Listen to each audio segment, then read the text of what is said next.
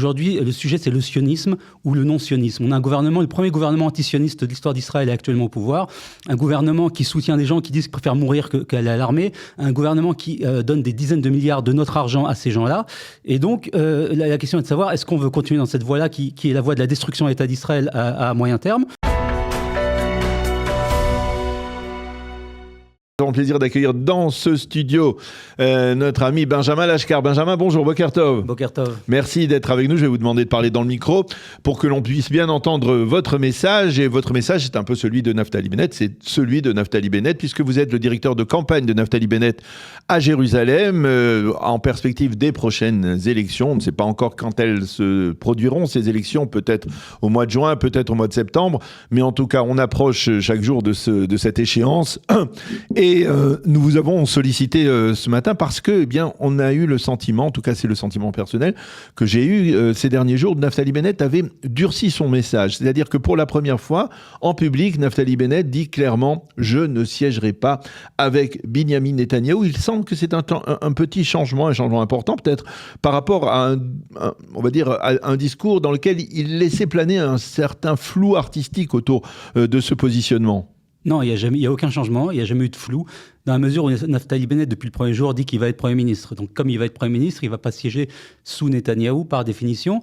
Ce qu'il a dit, il n'y a rien vraiment, là encore, rien de nouveau. Depuis le premier jour, il dit qu'il veut Brit Meshartim, l'alliance de ceux qui servent. Il a dit toute personne qui est dans le tank avec moi, qu'elle soit de gauche, de droite, elle peut venir dans mon gouvernement. Donc, il a toujours dit que le Likoud pouvait être dans son gouvernement. Si Netanyahou veut être ministre de Naftali Bennett, encore il y a un problème légal parce qu'il est en procès, mais admettons que ça soit réglé. Si Netanyahou veut être ministre de Naftali Bennett, ça sera avec plaisir, mais évidemment, on ne siégera pas sous Netanyahou, qui doit partir. Il est resté trop longtemps. On a vu les dégâts qu'il a causés. Et puis, de toute manière, dans tous les sondages, Naftali Bennett gagne et Netanyahou n'a aucune chance de former un gouvernement, donc la question ne se pose pas. Alors, est-ce que aujourd'hui, Naftali Bennett, où on le situe dans la classe, dans l'échiquier politique israélien? On le situe à gauche, au centre, à droite? Qu'est-ce qu'il représente? Il est de droite, il a toujours été de droite et il est resté de droite, il n'y a aucun changement là-dessus. Maintenant, aujourd'hui, le débat n'est plus droite-gauche. Il n'y a pas de question d'État palestinien, pas d'État palestinien. Tout le monde est contre un État palestinien, même Yair Golan, qui représente la gauche presque extrême, comprend qu'il n'y aura pas d'État palestinien. C'est pas le sujet. Aujourd'hui, le sujet, c'est le sionisme ou le non-sionisme. On a un gouvernement, le premier gouvernement anti-sioniste de l'histoire d'Israël est actuellement au pouvoir. Un gouvernement qui soutient des gens qui disent qu'ils préfèrent mourir qu'aller à l'armée. Un gouvernement qui donne des dizaines de milliards de notre argent à ces gens-là. Et donc, la question est de savoir, est-ce qu'on veut continuer dans cette voie-là qui est la voie de la destruction de l'État d'Israël à moyen terme, dans quelques dizaines d'années, parce que c'est ce qui se passe. Si on continue sur cette voie-là, il n'y aura plus d'État d'Israël dans 40 ans. Ou alors, est-ce qu'on retourne vers le sionisme avec une large coalition sioniste qui va de même Yair Golan, personnellement je préférerais sans lui, mais de Yair Golan à Ben Gvir, toute personne sioniste est accueillie dans le gouvernement sioniste. Y compris Ben Gvir ? Évidemment. Pourquoi ? Je n'aime pas Ben Gvir, je n'aime pas Yair Golan, mais en même temps, on veut un gouvernement de réparation qui unisse le peuple. Et quand on unit le peuple, on prend aussi des gens qu'on n'aime pas, parce que c'est ça, le peuple comprend tout le monde. On veut un gouvernement sioniste. Et pour faire un gouvernement sioniste, il faut toutes les forces qui sont prêtes à accepter de venir dans ce gouvernement. Je ne sais pas si Ben Gvir acceptera, je ne sais pas si Golan acceptera, mais je ne sais pas si Netanyahou surtout acceptera. Je ne pense pas qu'il acceptera de siéger sous quelqu'un d'autre que lui-même. Mais en tout cas, c'est au Likoud de choisir aussi ce qu'il veut faire. Et nous sommes prêts à accueillir tout le monde dans notre gouvernement. Alors, Naftali Bennett, dans ses discours, parle souvent d'une sorte effectivement de réparation par rapport à ce qui s'est passé le 7 octobre. Mais quelque part, est-ce que lui aussi, il n'est pas, on va dire, complice de la stratégie de retenue qui a d'une certaine manière abouti à la catastrophe du 7 octobre. Netanyahou, c'est clair, il était au pouvoir pendant de nombreuses années, mais Naftali Bennett lui-même aussi, on ne peut pas dire que lorsqu'il a été pendant un an Premier ministre, on ne peut pas dire qu'il a mené une campagne offensive contre le Hamas ou contre le Hezbollah. D'abord, c'est faux. Il y a deux choses. On ne peut pas en un an réparer toutes les erreurs qui ont été commises par Netanyahou en 15 ans. Il a été au pouvoir seulement un an, avec un gouvernement qui avait quand même beaucoup de problèmes, comme on peut s'en rappeler. Qui avait beaucoup de pression de part et d'autre. Il y avait beaucoup de pression, qui a une très faible majorité. Et puis il a été qu'un an au pouvoir. En un an, on ne peut pas tout faire. Ceci dit, ce gouvernement contrairement au gouvernement Netanyahou, a répondu à chaque attaque du Hamas immédiatement. Il n'a pas laissé les ballons venir brûler les champs sans rien faire. Il a été très ferme. Je rappelle que juste avant le gouvernement de Bennett en juin 2021, le gouvernement Netanyahou, c'était, j'oublie le mot en français, Mitkapel. Il avait cédé, on va dire. Il avait cédé au Hamas. Il avait interdit la marche du jour de Jérusalem dans la vieille ville parce que le Hamas avait menacé. Enfin, c'est quand même hallucinant quand on se rappelle ça, que le gouvernement de droite, soi-disant de Netanyahou, s'était vraiment ramassé devant le Hamas, avait eu peur du Hamas. Évidemment, le gouvernement, soi-disant des frères islamistes de Bennett, lui, il a fait cette marche de jour de Jérusalem l'année d'après. En dehors de ça, Netanyahou, toutes les années où il était au gouvernement, avait une politique extrêmement claire d'attaquer Gaza, d'éliminer les leaders du Hamas. Netanyahou, dans son propre livre, il se vante du fait qu'il a empêché Naftali Bennett de lancer une offensive à Gaza. Il était très fier de ça à l'époque, Netanyahou. Maintenant, il essaye de réécrire l'histoire. Oui. Mais bon, c'est ce qu'il a écrit dans son propre livre.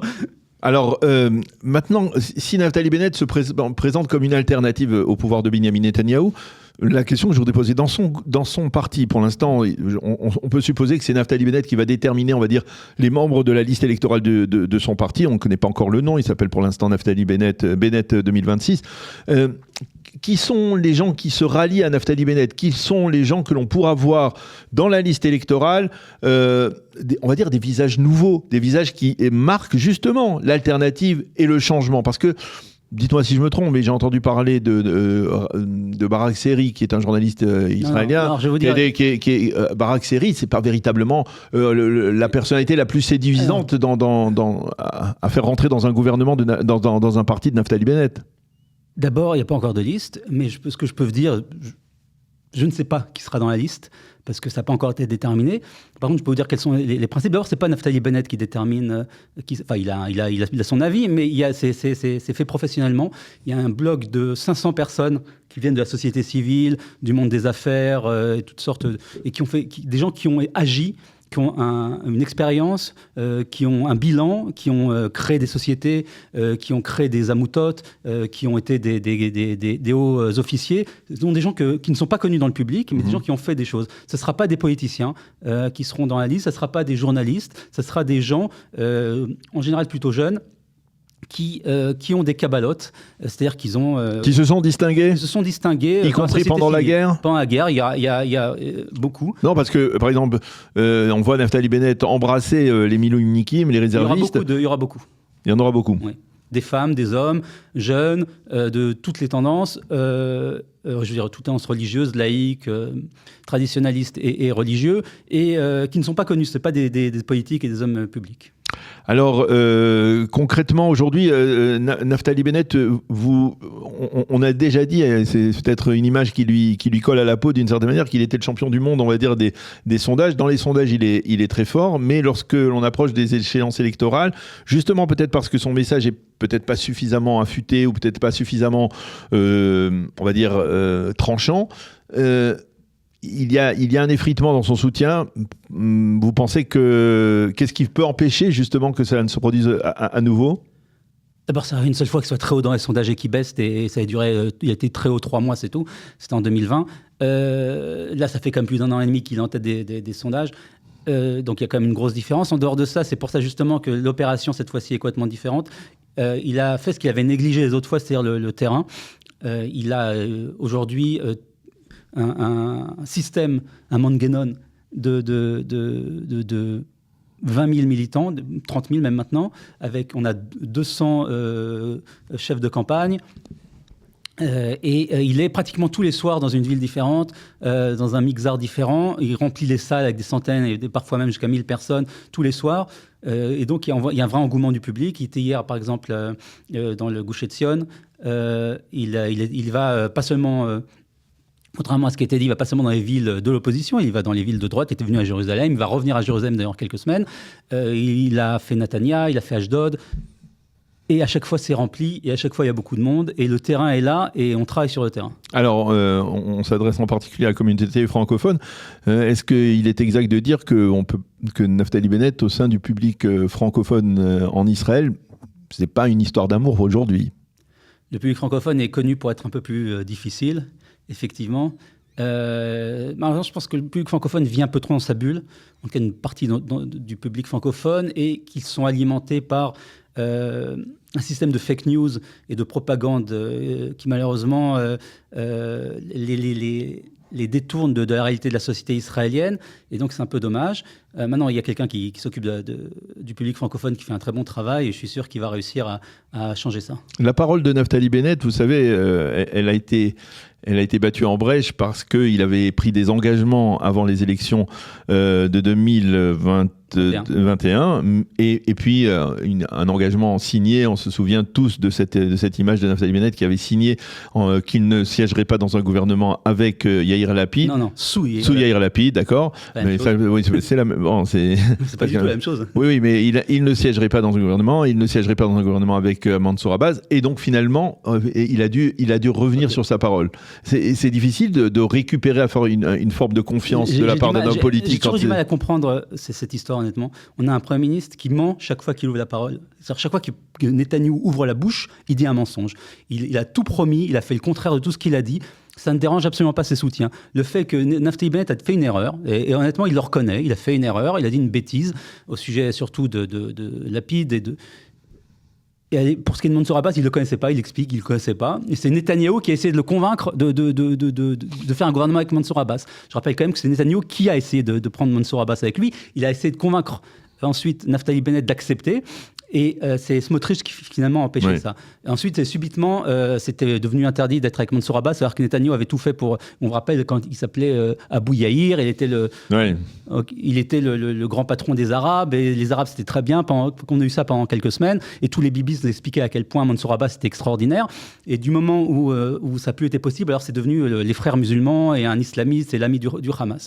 Bon, c'est difficile de prendre ces gens au sérieux, qui changent d'avis suivant leur position et suivant leur intérêt personnel. Alors on va terminer par un cas de figure. Au lendemain des élections, Naftali Bennett est situé au milieu de l'échiquier politique israélien. Il a deux options pour former un gouvernement, soit le monde orthodoxe, les partis orthodoxes, on va dire du côté de la droite de l'échiquier politique, soit Mansour Abbas, ou peut-être même l'ensemble des partis arabes israéliens, puisque pour l'instant, il risque de former une liste commune. Qui choisira ? Aucun des deux. Il y a une large majorité sioniste, et je pense qu'on aura un gouvernement sioniste. Maintenant, discuter des résultats des élections avant le résultat des élections, c'est une espèce de maladie qu'on a depuis quelques années, et je ne vois pas à quoi ça sert. Chacun va essayer de convaincre de voter pour lui, il y aura des élections, on verra le résultat, et moi je ne veux ni l'un ni l'autre. Okay, mais vous ne pensez pas qu'il est temps de mettre fin à toutes ces formes de boycott qui ont totalement déstabilisé l'échiquier politique israélien? Il n'y a pas de boycott, mais en même temps, il y a un boycott de Naftali envers Netanyahou. Si on veut un État sioniste, il n'y a pas le choix d'avoir des partis sionistes. Les partis ultra-orthodoxes, on ne peut rien faire avec eux parce que si le leader du parti, si le leader du grand parti de droite, c'est Netanyahou, pourquoi boycotter Netanyahou? Mais on ne boycotte pas Netanyahou, il pourra siéger dans le gouvernement de Naftali Bennett, il n'y a aucun problème. C'est lui qui boycotte. Bon. C'est lui qui ne veut pas siéger sous Bennett. Donc c'est aussi au Likoud de faire ses choix. Il faut un moment que le Likoud choisisse l'État d'Israël ou l'intérêt de Netanyahou. À un moment, on a vu ce qui se passe avec, par exemple, les conservateurs en Angleterre. Ils n'ont aucun problème à virer Thatcher. Ils n'ont aucun problème à virer encore récemment leur leader quand ils voient qu'il est mauvais pour eux. L'intérêt du pays et l'intérêt du parti passent avant l'intérêt personnel d'un leader. Il n'y a que le Likoud qui se conduit comme une secte qui pense que Netanyahou est plus important que tout. Il faudrait vraiment qu'il fasse une cheshbon nefesh. Eh bien, on aura certainement l'occasion de se reparler, en tout cas d'ici les élections, et même d'ici l'annonce des élections. Ça pourrait intervenir dans les prochaines semaines. En tout cas, merci beaucoup, Benjamin Lashkar, d'être venu dans notre studio ce matin pour nous parler de l'approche de Naftali Bennett aujourd'hui.